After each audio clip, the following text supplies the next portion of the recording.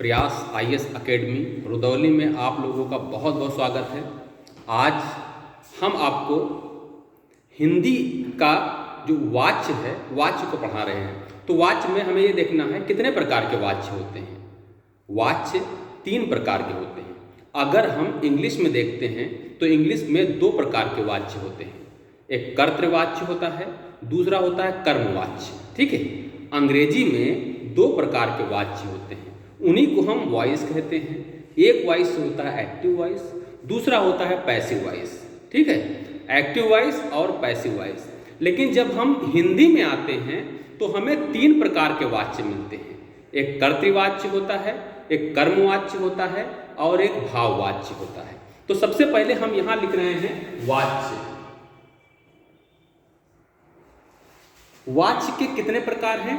3 प्रकार हैं। तो सबसे पहला है कर्तृवाच्य।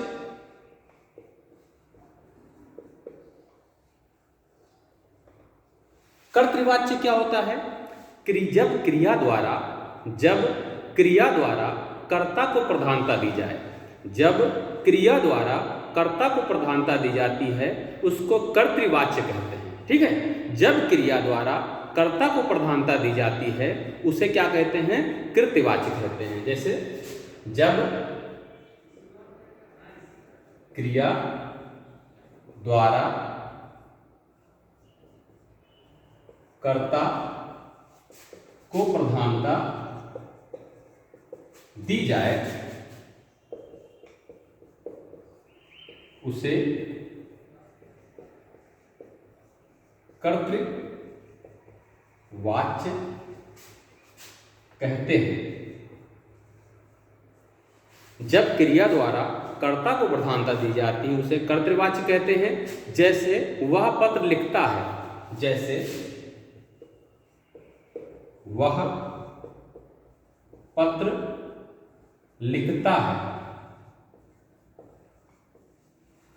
मैं गाना गाता हूं, तुम किताब पढ़ते हो, वह पेड़ काटता है।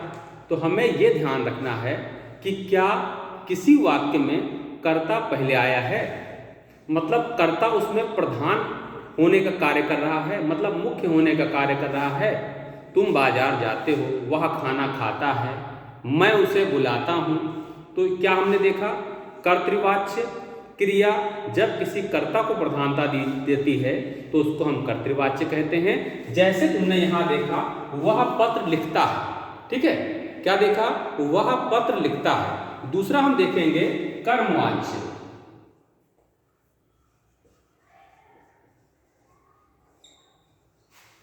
जब क्रिया द्वारा कर्म को प्रधानता दी जाती है उसे कर्मवाच्य कहते हैं। जब क्रिया द्वारा कर्म को प्रधानता दिया जाए उसको क्या कहते हैं? कर्मवाच्य कहते हैं। अब उसी वाक्य को देखिए, यहां लिखा वह पत्र लिखता है। अगर आ जाए वाक्य में पत्र उसके द्वारा लिखा जाता है, जैसे पत्र उसके द्वारा लिखा जाता है, पत्र उसके द्वारा लिखा जाता है। देखिए, पत्र पहले आ गया, अब इसमें पत्र मुख्य है। पत्र लिखा जाता है उसके द्वारा, पत्र लिखा जाता है उसके द्वारा। ठीक है, पत्र उसके द्वारा लिखा जाता है। तो यहां हम द्वारा शब्द देखेंगे, लगा रहेगा। ठीक है, द्वारा शब्द इसमें लिखा होगा, उसके द्वारा, मेरे द्वारा, तुम्हारे द्वारा, ये शब्द इसमें दिए हुए होंगे। ठीक है, तो क्या देखा? कर्मवाच्य में जब कर्ता क्रिया द्वारा कर्म को प्रधानता दी जाए उसको कर्मवाच्य कहते हैं। अब हम तीसरा देखते हैं जिसको हम कहेंगे भाववाच्य। भाववाच्य, भाववाच्य क्या होता है? जब कर्ता या कर्म को प्रधानता ना दे करके, जब कर्ता या कर्म को प्रधानता ना दे करके भाव को प्रधानता दी जाए। जब कर्ता या कर्म को प्रधानता ना दे करके भाव को प्रधानता दी जाए, उसे भाववाच्य कहते हैं। उसे भाववाच्य कहते हैं।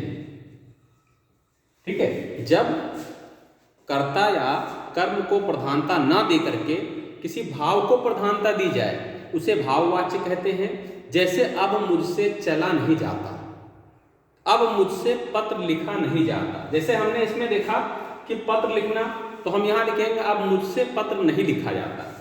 अब मुझसे पत्र लिखा नहीं जाता। अब मुझसे पत्र लिखा नहीं जाता। मुझसे अब गाना नहीं गाया जाता। तो इसमें मुझसे और तुमसे शब्द दिया रहेगा, उससे ये कार्य नहीं होता। ठीक है, मुझसे ये कार्य नहीं होता। मेरे द्वारा, जहां पर मुझसे तुमसे ये शब्द आ जाते हैं, तो उसको हम क्या कहते हैं? उसको हम कहते हैं भाववाच्य। अब तीनों फिर से देख लीजिए। कर्तृवाच्य, जब क्रिया द्वारा कर्ता को प्रधानता दी जाए, या जिस वाक्य में कर्ता की प्रधानता होती है, उसे कर्तृवाच्य कहते हैं। जैसे वह गाना गाता है।